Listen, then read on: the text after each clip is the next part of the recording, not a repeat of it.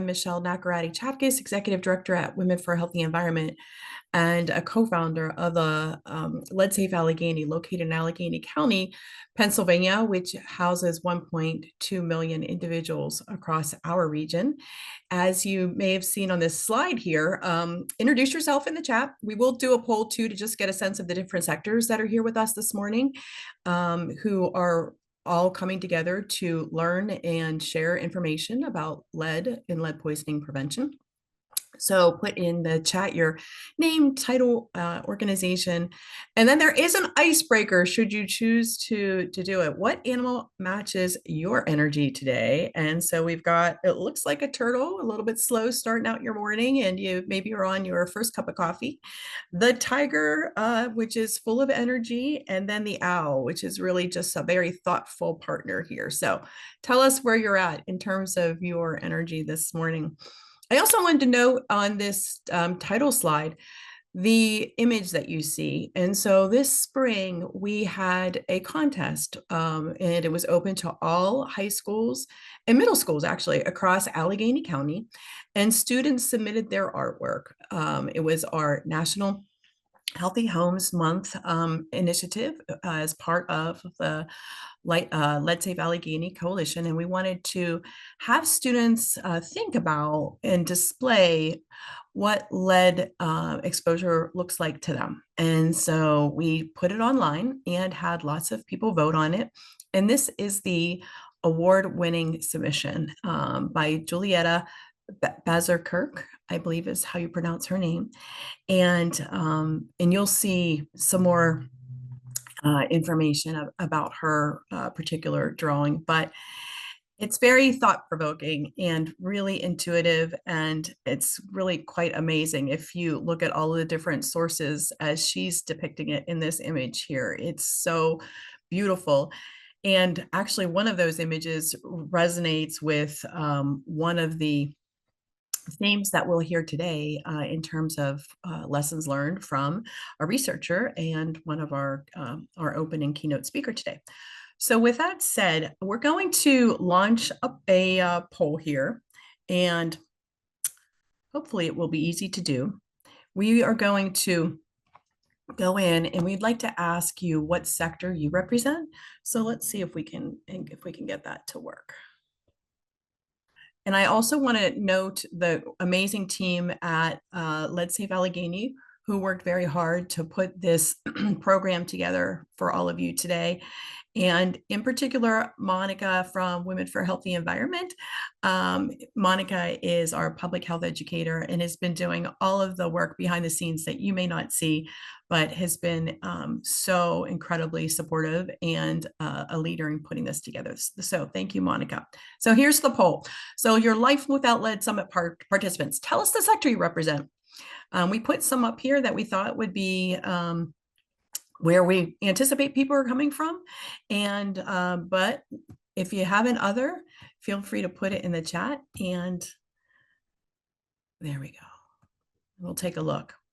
And then it indicates that hosts and panelists cannot participate. So if you're trying to do that and you're a panelist today, you won't be able to. But Monica, if you see those poll results, if you would put them in the chat for people to get a sense of where people are coming from today, that would be helpful. Now that I believe that poll has gone, I want to just take a moment to have all of you really kind of get centered for the day and prepared and thinking about all of the things that you'll hear about and learn about. So there is a set of questions. There are 3 questions that we're posing to you this morning to kick off our morning.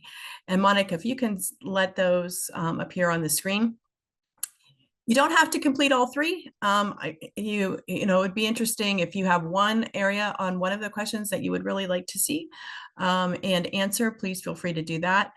And if it makes you do a reply for all, just put NA if you wanted to focus on question 1 and not 2 and 3, or 3 and not 1 and 2, etc. So Monica, that will be also in the same place that you found the poll for the different sectors, if you can pull that up.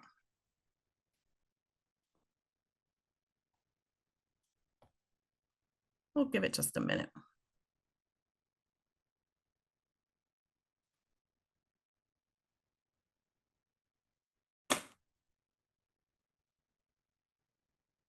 And if it doesn't easily appear for us this morning, we can ask it right before lunch. And so we can pull it up a little bit later if it's being a little bit challenging for us this morning.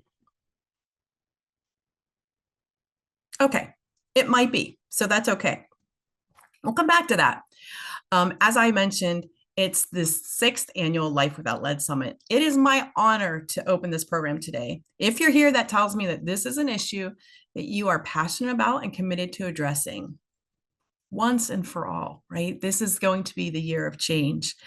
Today, we are here to learn and to share and to take action. According to the CDC, last year there were over 590,000 children diagnosed with an elevated blood lead level. And I suspect that you would agree with me that this is 590,000 too many, but there are solutions. Lead exposure is preventable, and today is an opportunity to hear from experts and take something new back to your community to discuss.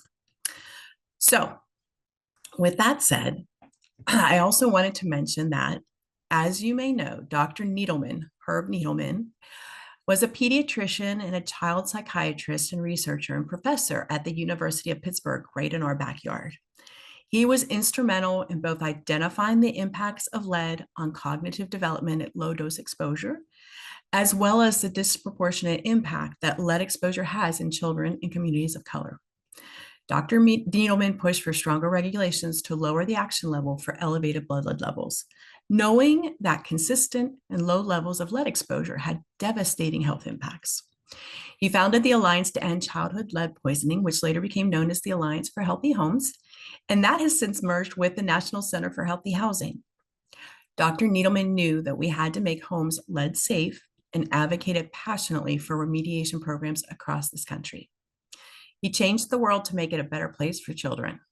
And we continue to be inspired by his life-changing work, and we are deeply grateful for the community leaders who follow in his footsteps, dedicated to eliminating lead hazards for children.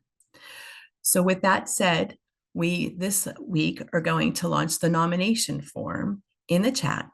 Nominate someone who you know, who fosters that same spirit, motivation, and innovation to making an impact in our community, as Dr. Herb Needleman did so tirelessly many, many years ago. So we'll be collecting those nominations over the next several weeks, and then we will be announcing that through our social media channels and responding back to all of you who registered here so that we can celebrate the person this year that will be identified with the Dr. Herbert L. Needleman Lead Champion Award. So that form is in, I believe, the chat. And Monica, if you can grab that link, thank you, there it is. There's the nomination form. And please feel free to nominate your champion in your community. We would like to lift up and highlight all of the amazing people doing this incredible work that's so terribly important. So with that said, I wanted to also tell you a little bit about an exciting opportunity that we have to really launch our program today. To open up this beautiful day, I would like to introduce Diara Imani, who will share her spoken word with us this morning and kind of level set where we are and get us motivated for an inspiring day. Diara, are you available?